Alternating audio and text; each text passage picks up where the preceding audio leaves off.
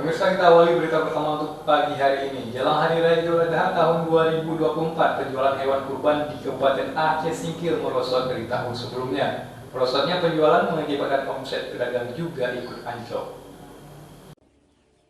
Peternak dan pedagang hewan kurban di Kabupaten Aceh Singkil mengeluhkan merosotnya penjualan hewan kurban menjelang Hari Raya Idul Adha tahun 2024 ini.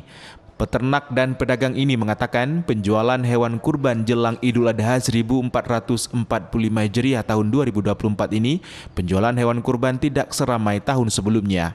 Salah seorang pedagang hewan kurban di Kecamatan Gunung Meriah, Kabupaten Aceh Singkil, Daman, mengatakan pada tahun sebelumnya dirinya mampu menjual lebih dari 100 ekor, namun tahun ini penjualan hanya berkisar 80 ekor. Akibatnya omset penjualannya juga ikut berkurang hingga 15% dari tahun sebelumnya. Yang dicari sekarang yang daging 80, 100 lah yang agak lakunya sekarang. Daging 50 ke bawah agak kurang. Memang tahun ini agak minus jual beli hewan.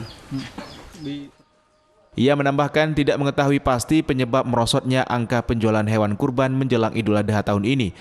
Namun ia memperkirakan hal itu lantaran melemahnya daya beli masyarakat. Dari Kabupaten Aceh Singkil, Suparman Munte, iNews melaporkan.